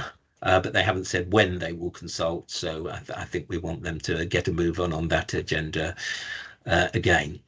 So a huge amount happening for 26-27, but looking even further ahead, we published a sort of think piece together with Solace and SIPFA, which we just got out in time for the settlement. I mean, one of the key demands was that the government should bring the fair funding review up to date, and so I mean, clearly it only took 5 days for our work to be published and the government to come out with its own reform work. So maybe one didn't quite have to do with the other, but do have a look at it, because we do have sort of more long-term proposals. We are calling for an all-party review of council tax and other funding sources. That review ought to consider whether business rates retention, just how whether it remains viable, and just how it fits in, and for consideration of funding services through devolved taxes. That's all I have to say. Happy to answer any questions. Yes, thanks very much, Mike. So any colleagues on the call have any questions for Mike? Conscious of time, obviously your settlement response presumably going up on your website and circulated. Yeah, we're just finally getting it cleared, hopefully today or at the very latest tomorrow, because the closing date is Wednesday. Once it's cleared and submitted, it'll go up on our website. Okay, then that's great. Thanks very much. So I'll now open up to any general questions or comments people have, not just on Mike's presentation, but the previous presentation from MXCLG Pixel and LG Futures. I'm conscious, obviously, you've been seeing through this for 2 hours, so obviously there's a lot to think about and consider, and this won't be the last meeting of the Collection Fund Network. We're intending to arrange several during the course of the year. But any last questions or comments anyone has before we conclude?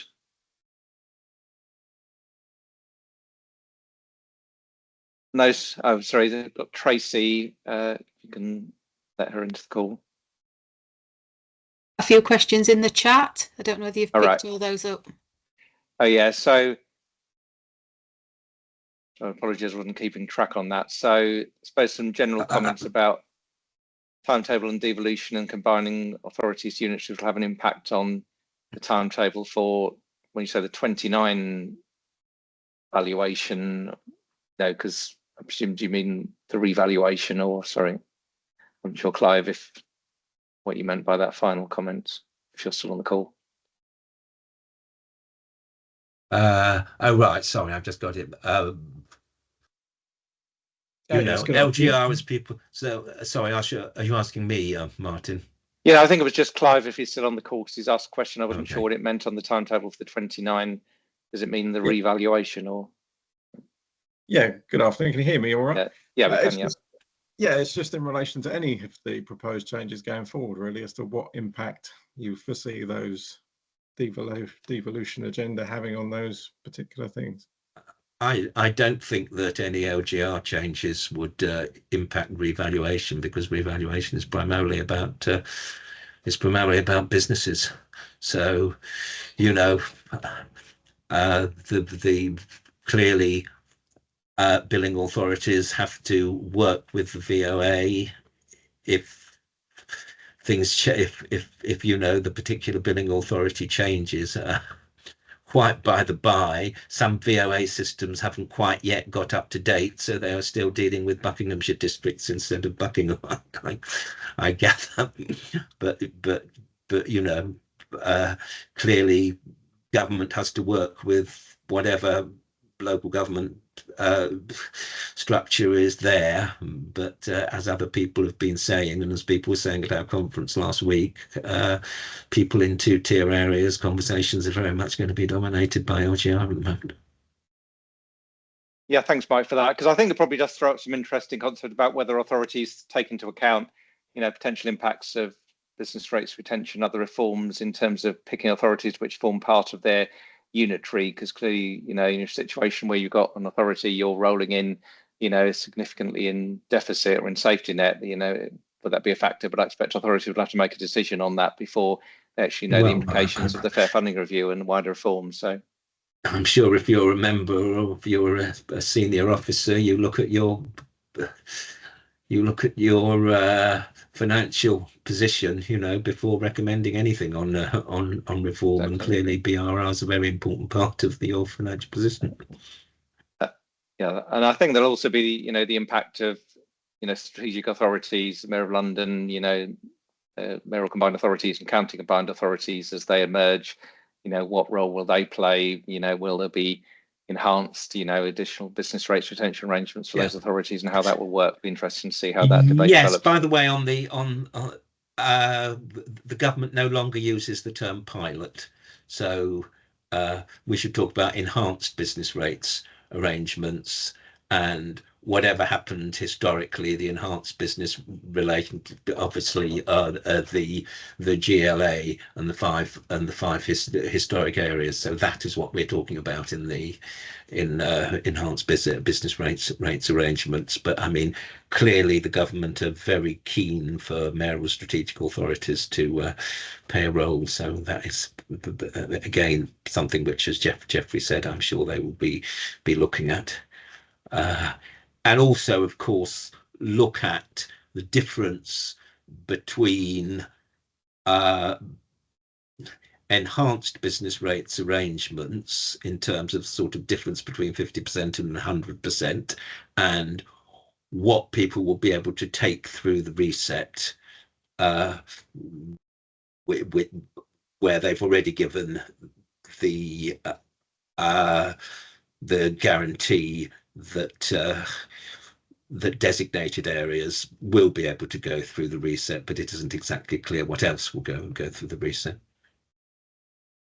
Thanks again, Mike. And then Ryan's question around software providers and implementing business rates changes through NNDR and NNDR 3 returns. I mean, clearly there's the impact of the multipliers and the abolition of retail relief. So I'm not assuming there should be any immediate issues for 25-26, apart from the percentage change in the retail relief and the change in the multipliers, but 26-27 with 5 multipliers. Well, 25-26 guidance apparently hasn't yet been published, so I think we still need to have. I've seen a separate discussion with MHCLG on exactly what's happening on that. So we do need to remember 25-26. Although obviously 26-27 in terms of business rates is going to be the big bang with the introduction of the new multipliers. You know, there is a lot of work to do, and people from billing authorities on the line will be hopefully having discussions with their software suppliers. I know MHCLG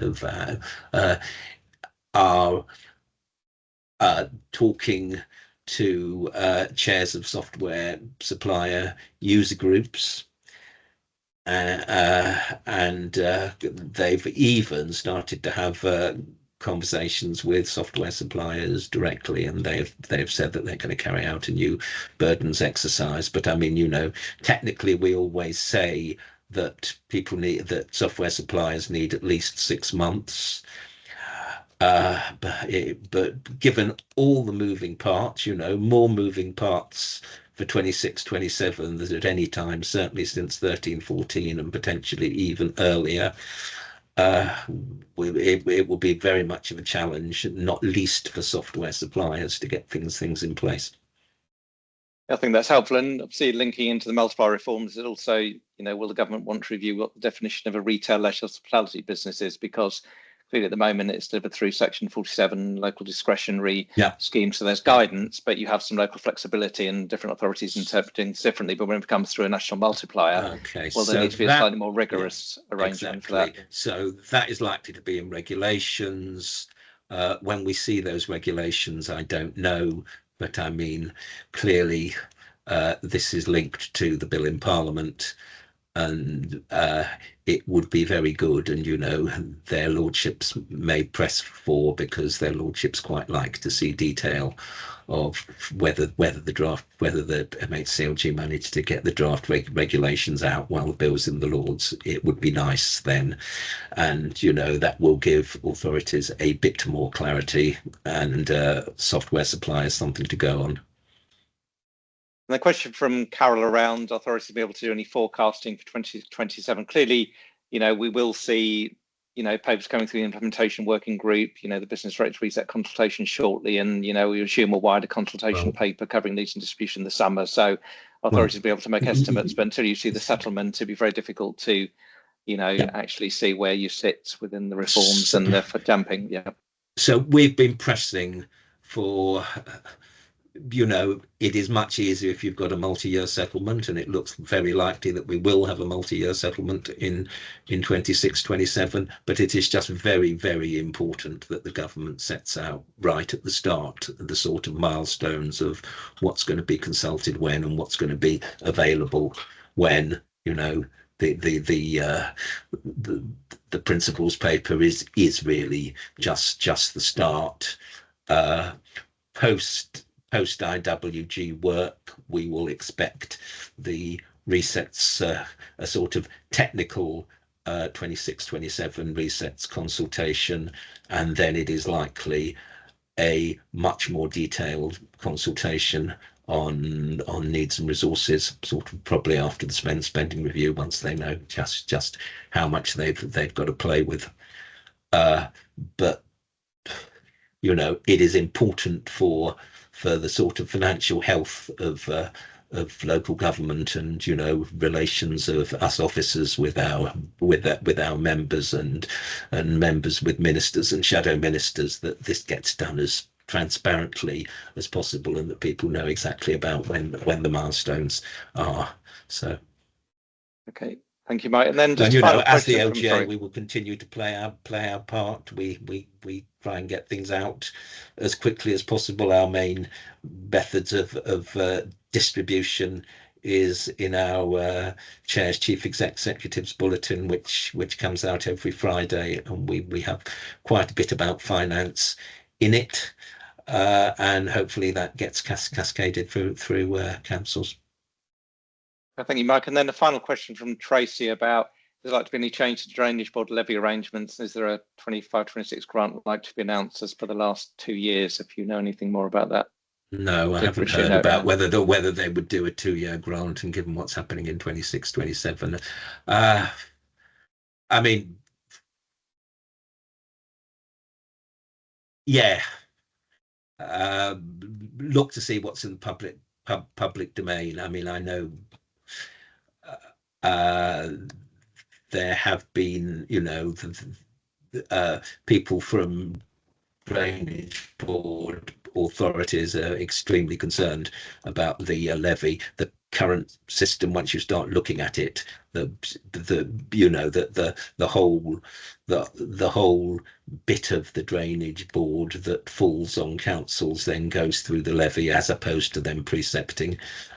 You know, there are all sorts of arguments about whether they should be precepting, and there's a separate arrangement in Somerset because they've got this Somerset Rivers Authority. But you know, it's yet another question which some people looking at it from the outside might think that previous ministers sort of looked on the too difficult box, and it would be nice to think that current ministers might get on with having a sustainable position. Whether they manage to get to